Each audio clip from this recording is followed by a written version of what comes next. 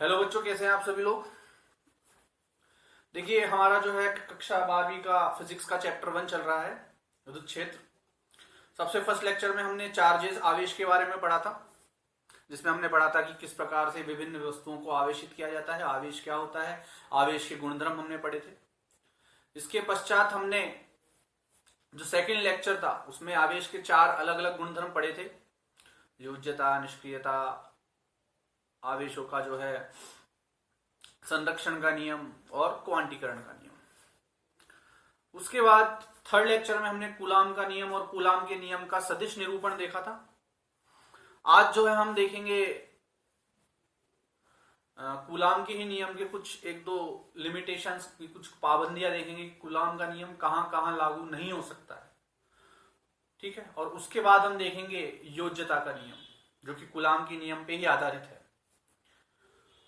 तो देखिए, कूलाम के नियम की अगर हम बात करें तो कूलाम का नियम जो है वो कुछ जगहों पे लागू नहीं हो सकता है। जो हमने कूलाम का नियम निकाला था वो कुछ जगहों पे लागू नहीं हो सकता है। तो हम देखेंगे कौन कौन सी जगह है या कौन कौन से बिंदु हैं जहां कूलाम का नियम लागू नहीं होता है। देखिए, तो देखिए कूलाम का जो नियम है जो हमने निकाला था कि F बराबर के Q1 Q2 बटे R स्क्वायर।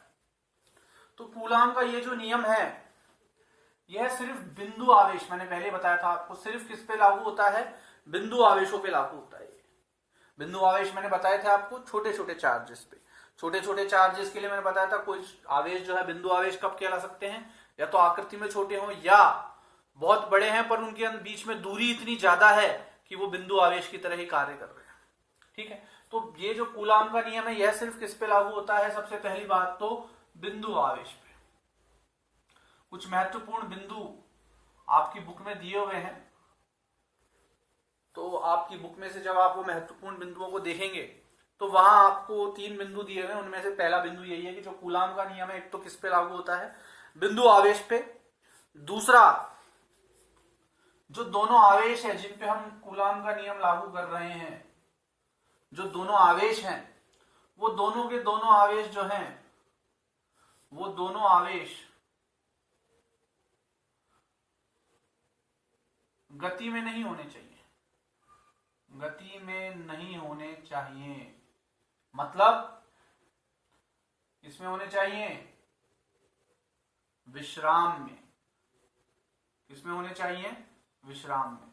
अगर गति में होंगे तो कूलाम का नियम नहीं लगेगा, अगर विश्राम में होंगे तो कूलाम का नियम आप लागू कर सकते हैं। समझ में आ रही है बात। पर इसमें भी फिर आगे कई कंडीशंस हम देखेंगे कि भाई एक चार्ज गति कर रहा है, एक चार्ज विश्राम पे है, तब क्या होगा, तब कूलाम का नियम लग जाएगा क्या, तो वो हमारा आगे का विषय है। फिलहाल हमको ये ध्यान रखना है कि एक तो कूलाम का नियम बिंदु आवेश पे लगता है, बड़े चार्जेस पे नहीं लगता है। दूसरा, दोनों आवेश जो है वो गति में नहीं होने चाहिए, विश्राम में होने चाहिए, तभी आप कूलाम का नियम लगा सकते हैं। इसके अलावा जो ये तो है फर्स्ट पॉइंट है आपकी बुक का, जो महत्वपूर्ण बिंदु दिए हुए हैं कूलाम के नियम के बाद। उसमें जो सेकंड पॉइंट है वो ये कह रहा है कि ये जो दोनों आवेश हैं इनके मध्य जो दूरी है वो 10 की घात -15 मीटर से कम नहीं होनी चाहिए। जो दोनों आवेश है उनके मध्य दूरी 10 की घात -15 या 1/10 की घात 15 मीटर से कम नहीं होनी चाहिए। अगर इससे कम होगी तो फिर कूलाम का नियम लागू नहीं होगा, क्योंकि वहां पे नाभिकीय बल भी कार्यरत होगा। तो आपको सिर्फ इतनी सी बात ध्यान रखनी है कि 10 की घात -15 मीटर से कम नहीं होनी चाहिए। और जो तीसरी बात वो कह रहा है, जिस बात पे हमारा अगला जो नियम है, जो हमारा अगला नियम है योज्यता का नियम, ये इसी बिंदु पे टिका हुआ है पूरा। कि तीसरी बात क्या कहता है कि अगर मान लीजिए किसी सिस्टम में, किसी निकाय में 2 आवेश हैं तो उनके मध्य जो बल कार्यरत है, मान लो कोई सिस्टम है Q1 Q2, 2 आवेश हैं इसमें, तो इनके मध्य जो बल कार्यरत है, बल कौन सा, ये वाला जो हमने कूलाम के नियम से निकाला था, इसको हम स्थिर वैद्युतिकी बल कह सकते हैं। स्थिर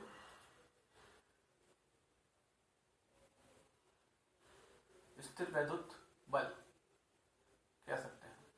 स्थिर क्यों, अभी मैंने बताया जो आवेश हैं वो विश्राम में होते हैं, स्थिर होते हैं, वो गति नहीं करते हैं। समझ में आ गई बात। विश्राम में होंगे तभी ये बल लगता है। तो स्थिर वैद्युत बल भी इसको हम कहते हैं, जो कूलाम के नियम से हम निकालते हैं। तो इनके मध्य जो, इसको एफ ई से दर्शा सकते हैं आप, ई से को दर्शाते हैं क्योंकि स्थिर वैद्युत को इंग्लिश में बोलते हैं इलेक्ट्रोस्टैटिक। तो ये जो बल है इंग्लिश में क्या कहलाता है, इलेक्ट्रोस्टैटिक फोर्स, इलेक्ट्रोस्टैटिक फोर्स।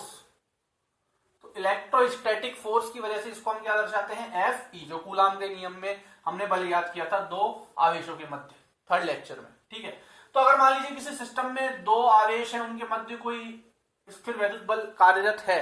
अब इस मान लीजिए दो के ऊपर एक से लगने वाला जो बल है वो F12 है, सॉरी F21 बताया था मैंने आपको।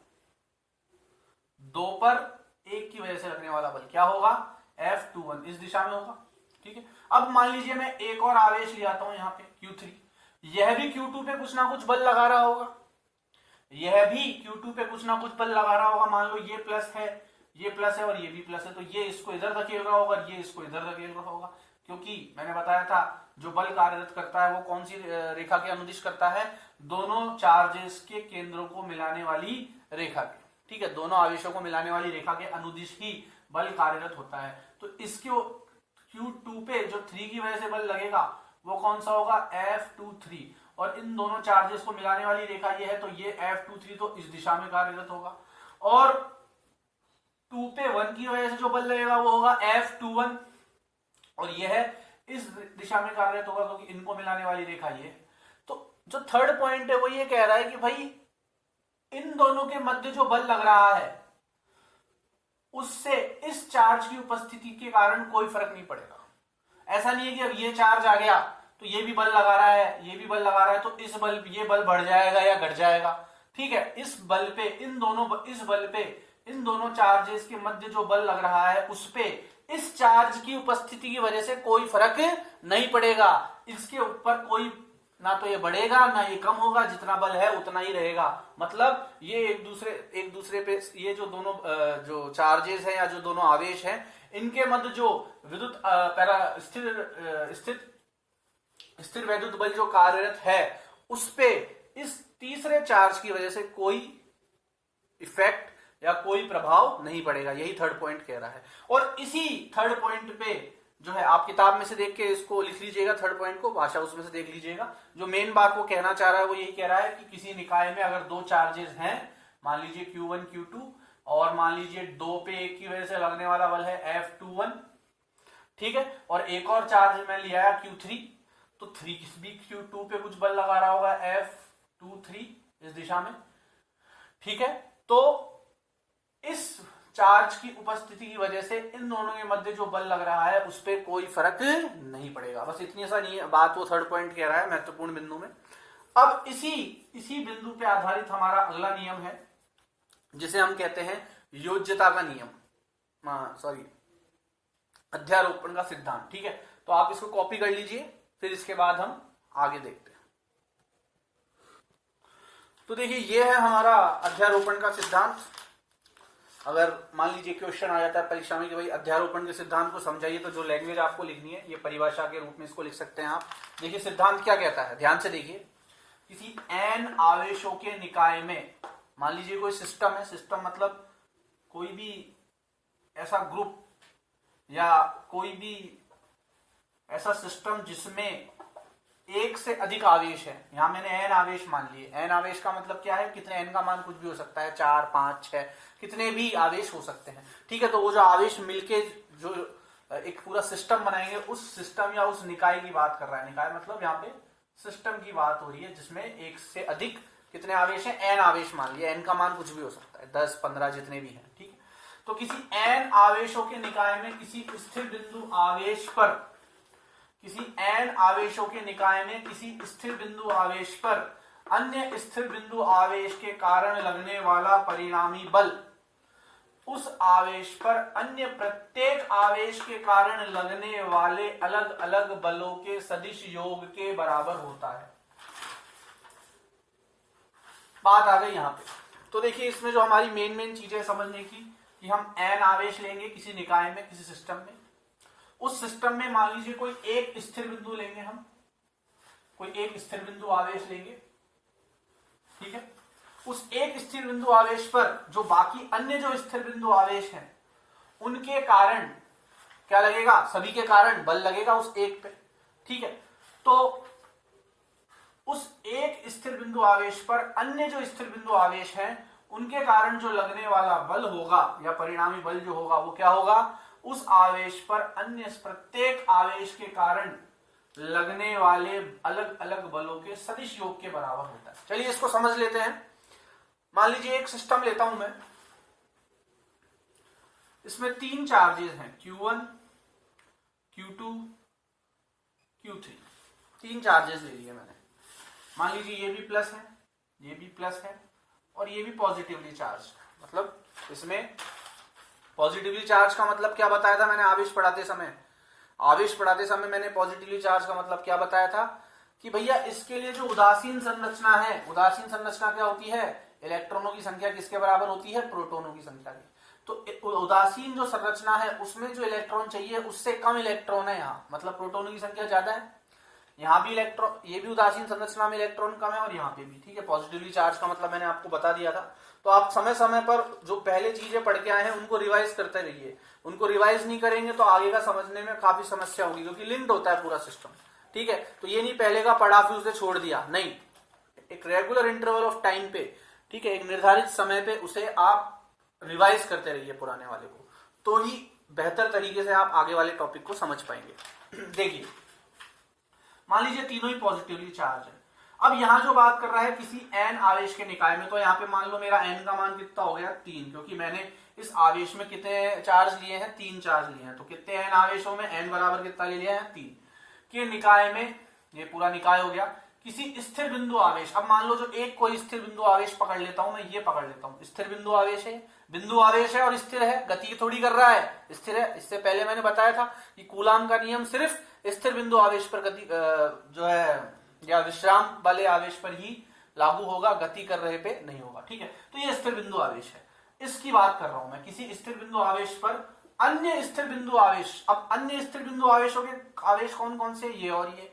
ठीक है, ये दो अन्य स्थिर बिंदु आवेश है और ये वो स्थिर बिंदु आवेश है जिसकी बात मैं पहले कर रहा था। पर अन्य स्थिर बिंदु आवेशों के कारण लगने वाला परिणामी बल, अब देखो इस पे अलग अलग बल तो क्या लगेगा, Q2 पे Q1 की वजह से मैंने बताया आपको बल क्या लगेगा। मान लो इसके बीच की दूरी हो गई R21, बताया था मैंने, अंतिम माइनस प्रारंभिक।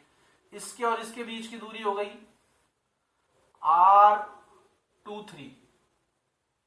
ठीक है, इस पे जो इसके कारण बल लगेगा, इस पे जो इसके कारण बल लगेगा वो क्या होगा, 2 पे 1 की वजह से लगने वाला बल क्या होगा, F21। इस पे जो इसकी वजह से बल लगेगा, 2 पे 3 की वजह से लगने वाला बल क्या हो जाएगा, F23। ठीक है, तो वापस समझिए, किसी n आवेशों के निकाय में किसी स्थिर बिंदु आवेश पर अन्य बिंदु आवेशों के कारण लगने वाला परिणामी बल, परिणामी बल की बात तो हम बाद में करेंगे, पहले तो हम अलग अलग बलों की बात कर लेते हैं। ठीक है, तो ये जो परिणामी बल है इसको थोड़ी देर के लिए छोड़ दीजिए। उस आवेश पर अन्य प्रत्येक आवेश के कारण लगने वाला बल वाले अलग अलग बलों के, अब देखो इस आवेश पर इस आवेश की वजह से क्या कितना बल लग रहा है, F21। इस आवेश पर इस आवेश की वजह से कितना बल लग रहा है, F23, 2 पर 3 की वजह से। तो इस आवेश पर जो टोटल या परिणामी जो बल लगेगा या कुल बल जो लगेगा, परिणामी हम किसमें इस्तेमाल करते हैं, वेक्टर में, परिणामी बल।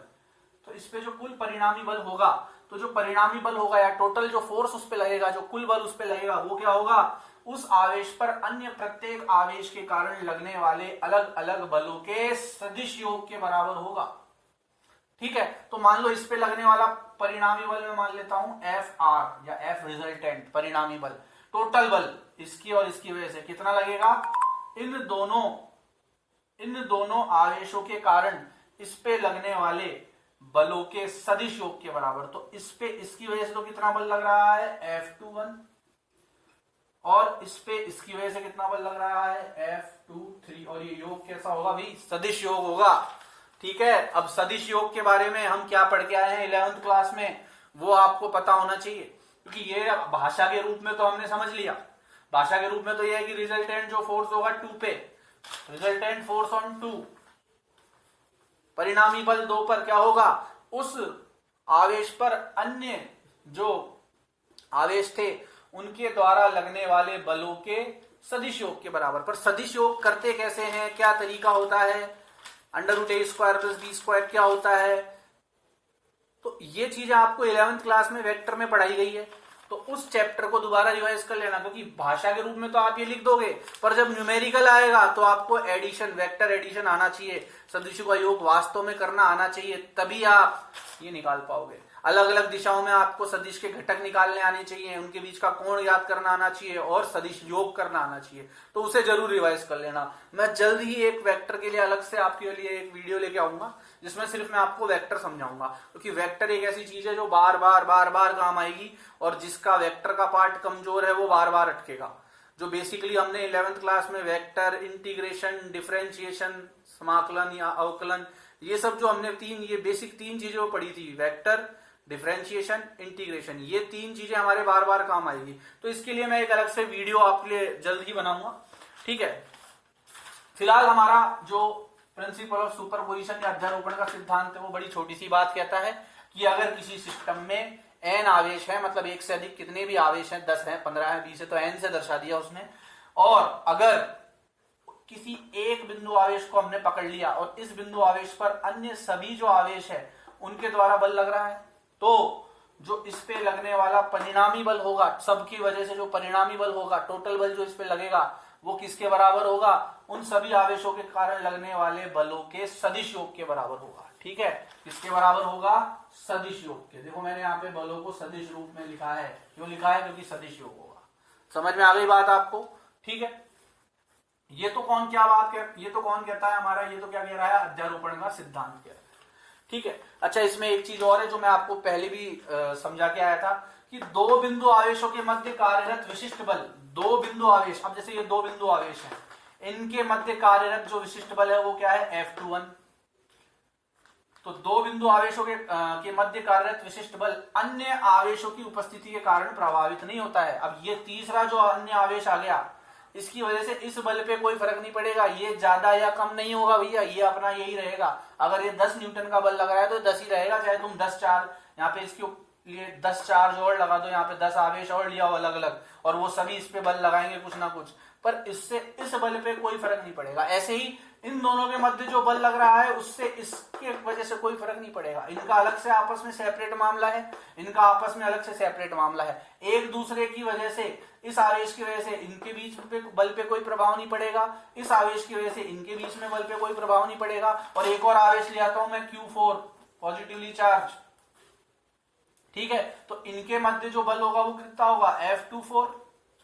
तो इन दोनों पे जो बल लग रहा है उसकी वजह, उसके ऊपर इसके और इसकी वजह से कोई फर्क नहीं पड़ेगा, ना तो ये बल घटेगा ना ये बढ़ेगा, ये है जितना ही रहेगा, ठीक है। परंतु इस पे जो टोटल बल होगा इन सभी चार्जेस की वजह से, जो परिणामी बल होगा वो किसके बराबर होगा, इन सभी बलों के सदिश योग के बराबर। इंपॉर्टेंट शब्द ध्यान रखना, सदिश योग, सदिश योग, सदिश योग, सिंपल योग नहीं, सदिश योग। और सदिश योग के लिए आपको वेक्टर आना चाहिए, वेक्टर एडिशन आना चाहिए, पैरेललोग्राम लॉ, समांतर चतुर्भुज का नियम, त्रिभुज का नियम, ये सब आप पढ़ के आए हैं योग करने के लिए, ठीक है। तो वो चीजें आपको पता होनी चाहिए, ठीक है। इसको नोट डाउन कर लीजिए। और ये 2 पॉइंट जो है ये कौन समझाता है हमें, अध्यारोपण का सिद्धांत, ठीक है। तो वैसे समझने में बहुत आसान सा है।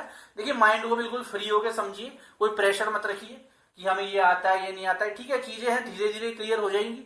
जो आपको समझाया जा रहा है उसको समझिए, नोट्स बनाइए अपने, ठीक है, वो किताब की मदद से और जो मैं समझा रहा हूं उसकी मदद से। उसके अलावा आपको कोई समस्या नहीं आएगी। अब इसके बाद में जो है अगला टॉपिक स्टार्ट करने से पहले आपकी किताब में कुछ बढ़िया बढ़िया न्यूमेरिकल्स जो दिए हुए हैं उदाहरणों के रूप में, उसका जो है हम अब इसके अंदर देखेंगे।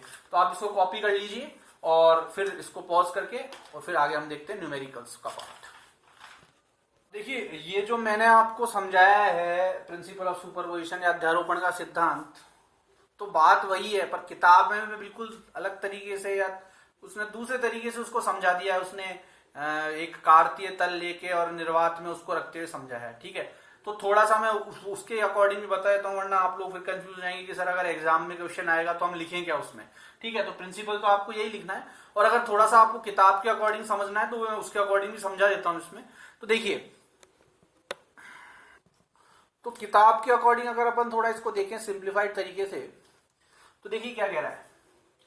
मान लीजिए बेसिकली मैं एग्जैक्ट तो इसको उसको जो डायग्राम है उसको नहीं बना रहा हूं, थोड़ा उसको समझ लीजिए आप कि मान लीजिए 3 चार्जेस उसने लिए हैं Q1 Q2 Q0 और ऐसे करते करते 0 1 2 से लेके कहां तक लिया है उसने Qn तक लिया है। ठीक है, ऐसे बोले n तक बहुत सारे चार्जेस हैं Q1 Q2 Q3 Q4 Q5, ऐसे तो हमें बहुत सारे चार्जेस बनाने पड़ेंगे, तो उसने टोटल Qn चार्जेस तक जस्ट ले लिए। अब ये पूरा एक सिस्टम हो गया। ठीक है, Q1 से Q0 पर कुछ बल लगेगा। ठीक है, अगर मान लीजिए ये प्लस चार्ज है, प्लस है प्लस है प्लस है, तो बल किस दिशा में लगेगा, इस दिशा में धकेलेगा ये इसको। क्या कितना बल लगेगा, F0 पे बल लग रहा है, किसकी वजह से, 1 की वजह से, F01। इसी तरह से 2 पे भी, 2 की वजह से भी Q0 पे कुछ बल लगेगा, Q2 की वजह से। वो कितना लगेगा, वो एक तो इस दिशा में लगेगा, ये इस दिशा में धकेलेगा। अच्छा, पता कैसे लगेगा किस दिशा में धकेलेगा, कौन सी दिशा में कार्यरत होता है बल, उस दिशा में, उन दोनों बिंदुओं के को मिलाने वाली रेखा की दिशा में।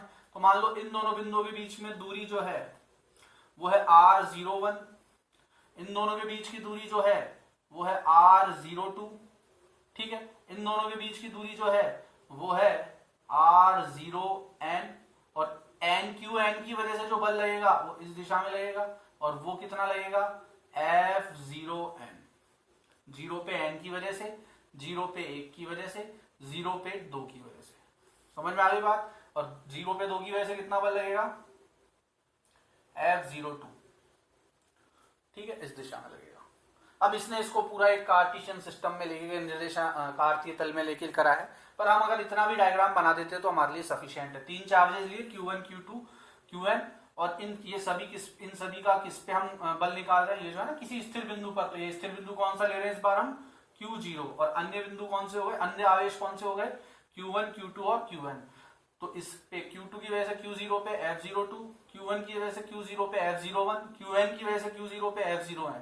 इनके मध्य दूरियां भी बता दी मैंने आपको, Q0 और Q2 के बीच की दूरी R02, Q1 और Q0 के बीच की दूरी R01, Qn और Q0 के बीच की दूरी F0n। समझ में आ गई क्या बात आपके। अब इस पे हमें परिणामी बल याद करना है, कुल बल याद करना है Q0 पे इन सब आवेशों की वजह से। समझ में आ गई बात। तो देखिए मैं इसको इरेज कर रहा हूं। माना Q0 पर जो परिणामी बल होगा, परिणामी जो बल होगा वो कितना होगा, F वेक्टर F। तो F वेक्टर किसके बराबर होगा, मैंने बताया था, इस पे लगने वाला परिणामी बल अन्य सभी आवेशों द्वारा इस पर लगने वाले बलों के सदिश योग के बराबर होगा। तो इस पर अन्य आवेशों द्वारा कितना कितना बल लग रहा है, 1 की वजह से बल कितना लग रहा है, F01 का वेक्टर, प्लस 2 की वजह से कितना बल लग रहा है, F02 का वेक्टर, प्लस ऐसी कहां तक लगाएंगे हम इसको, n की वजह से कितना बल लग रहा है, F0n। अच्छा, अब 3 की वजह से 3 F03, F04, F05, तो हमने n तक ले लिया इसे। समझ में आ गई बात। अब अगर हम कूलाम के नियम का फॉर्मूला लगाएं, कूलाम के नियम का अगर हम फॉर्मूला लगाएंगे यहाँ पे, तो आपको पता है कूलाम का फॉर्मूला होता है K Q1 बटे R²। ठीक है, तो अगर मैं बात करूं F01 की, तो F01 जो है F0, अच्छा इस पे लगने वाला कुल बल आपकी बुक में F0 माना है, परिणामी बल तो F0 माना। अब F01 की बात मैं करता हूं, F01 कितना होगा, देखिए K, कौन कौन से आवेश हैं इसमें, 0 और 1, तो K Q0 इंटू Q1 बटे K Q0 इंटू Q1 बटे इनके बीच की दूरी कितनी है, मॉड R01 का होल स्क्वायर। और क्योंकि ये वेक्टर रूप में है, तो जब मैंने सदिश निरूपण बताया था तो आपको बताया था वेक्टर रूप में, तो ये तो हो गया परिमाण, और दिशा दर्शाने के लिए इसका क्या ले लेंगे, यूनिट वेक्टर। इसका एक एक सदिश ले लेंगे दिशा दर्शाने के लिए। बताया था आपको सदिश रूप में कि भाई यही तो एक चीज है, विस्थापन ही तो एक ऐसी चीज है जो किस रूप में होती है, सदिश रूप में होती है। तो इसका परिमाण तो ये रहा, और दिशा दर्शाने के लिए क्या लेते हैं हम, यूनिट वेक्टर लेते हैं। इसी तरह से F02 का क्या हो जाएगा, K Q0 Q2 बटे R02 का होल स्क्वायर और R02। F0n का कितना हो जाएगा, F0n का लिख देता हूं मैं यहाँ पे, F0n का कितना हो जाएगा, इसी प्रकार F0n हो जाएगा K Q0 Qn, दोनों आवेश Q0 Qn बटे दोनों के मध्य दूरी कितनी है R0n का होल स्क्वायर इंटू इसका एक सदिश R0n का यूनिट वेक्टर। समझ में बात आ गई आपके। अच्छा, तो परिणामी सदिश इन सब का योग होगा। तो चलिए इन मानों को मैं इसमें रख देता हूं, तो क्या निकल के आएगा, देखिए F0 बराबर, पहले इसका मान रख देंगे, फिर F02 का, फिर F0n का। तो F0 बराबर देखिए K Q0 Q1 बटे मॉड R01 का whole square into R01 plus F02 का K Q0 Q2,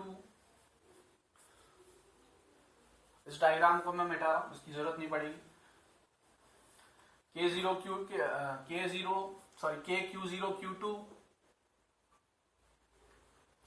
बटे मॉड R02 का होल स्क्वायर इंटू R02 का यूनिट वेक्टर या एक सदिश, ये दिशा दर्शाने के लिए। कहां तक ऐड करना है हमें बताया था मैंने, F0 plus F01 plus F02 से लेके F0n तक। तो F0n कितना होगा, K Q0 Qn बटे मॉड R0n का होल स्क्वायर इंटू R0n। अब एग्जैक्टली अगर आप बिल्कुल बुक के जैसा डेरिवेशन चाहते हैं तो इसको हम और खोल सकते हैं। देखिए F0 बराबर K का मान मैंने क्या बताया था, वहां पे क्या होता है 1/4 पाई एप्सिलॉन नॉट, और एप्सिलॉन नॉट इसलिए ले रहा हूं क्योंकि निर्वात में मान रहा हूं मैं। जब आप लैंग्वेज पढ़ेंगे और लैंग्वेज बनाएंगे इस डेरिवेशन की, तो आप देखेंगे निर्वात में लिया है उसने, और निर्वात और वायु में मैंने क्या बताया था, हम एप्सिलॉन नॉट लेते हैं, इसलिए K की जगह में क्या लिख सकता हूं। अच्छा, K इन सब में से कॉमन ले लूं मैं पहले, क्या K इन सब में से कॉमन आ रहा है क्या, बिल्कुल आ रहा है। चलिए तो K कॉमन ले लेते हैं एक तो, और क्या कॉमन आ रहा है, Q0 इन सब में से कॉमन आ रहा है, तो Q0 को ले लेते हैं। तो अब अंदर क्या बचेगा, इधर तो क्या बचेगा, Q1 बटे R01 का whole square into R01 direction plus Q2 बटे R02 का होल स्क्वायर इंटू R02 का यूनिट वेक्टर प्लस Qn बटे R0n का होल स्क्वायर इंटू R0n। ठीक है, ये मेरा कॉमन आ गया। अच्छा, K का मान क्या लिख सकता हूं मैं, 1/4 पाई एप्सिलॉन नॉट, Q0 को Q0 की जगह लिख दो। अब यहां पे आप एक पैटर्न देख रहे हैं, क्या पैटर्न देख रहे हैं, जो हमने अंदर कॉमन लिया है उसमें क्या पैटर्न देखने को मिल रहा है हमें, हम देख रहे हैं यहां पे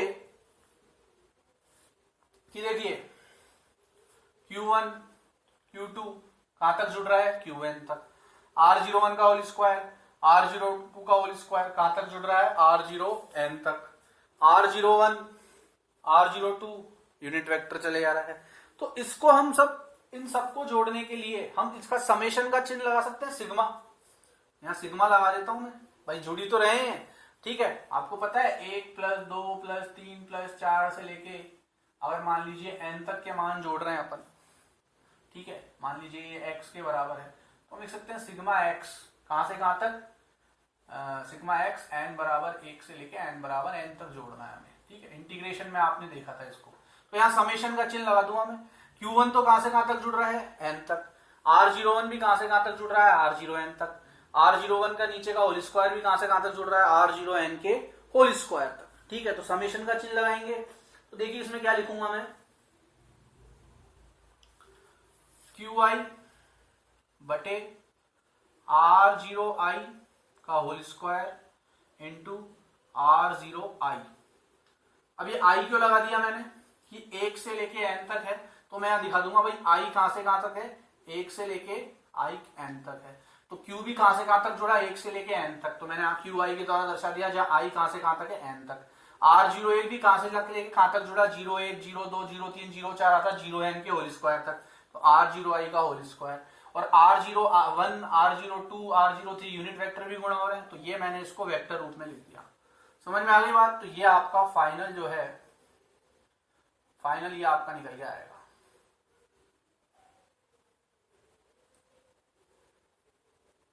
ये फॉर्मूला निकल के आएगा फाइनल आपका। ठीक है, तो अगर किताब के हिसाब से आप इसको देखना चाहते हैं तो इस तरह से आप कर सकते हैं इसको।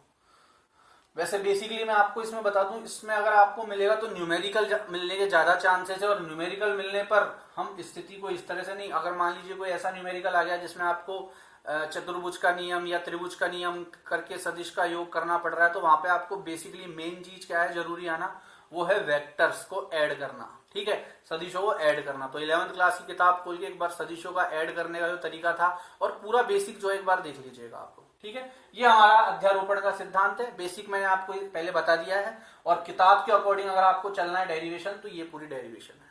समझ में आ गई बात? चलिए अब हम इसके न्यूमेरिकल्स देखेंगे।